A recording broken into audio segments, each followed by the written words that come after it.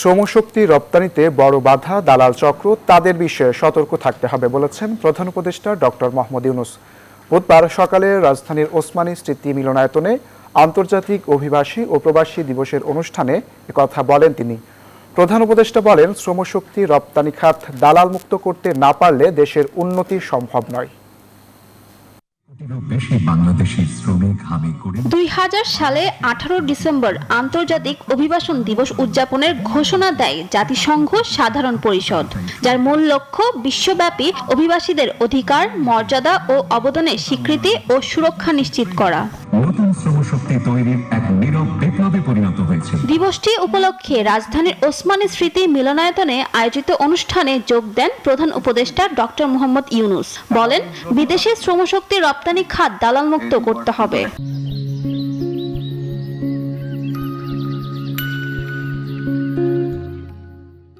বিদেশ যাওয়াটা দালাল আর প্রতারণার সঙ্গে সাংঘাতিক রকম ভাবে যুক্ত। এর থেকে মুক্ত না হওয়া পর্যন্ত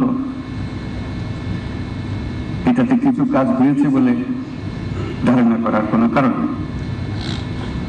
যা কিছু আমরা করছি উপরে উপরে করছি, এগুলো গুরুত্বপূর্ণ কাজ, কিন্তু উপরের ভেতরে ঢোকা যাচ্ছে না। সরকার প্রধান বলেন, পুরো বিশ্বকে বাংলাদেশের কাছে আসতে হবেই, এত তরুণ জনশক্তি আর কোথাও নেই। পৃথিবীতে তারুণ্যের অভাব, আর আমরা হলাম তারুণ্যের খনি। এটা আমাদের মাথায় ঢুকতেছে না।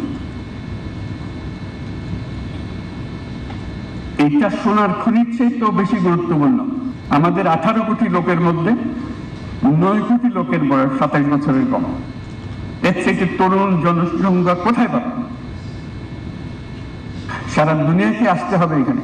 দক্ষ ও বিশাল তরুণ জনশক্তি থাকায় বাংলাদেশের ওপর নির্ভর করতেই বলেন ডক্টর মোহাম্মদ ইউনূস। ফারজানা রিয়া, নিউজ 24, ঢাকা।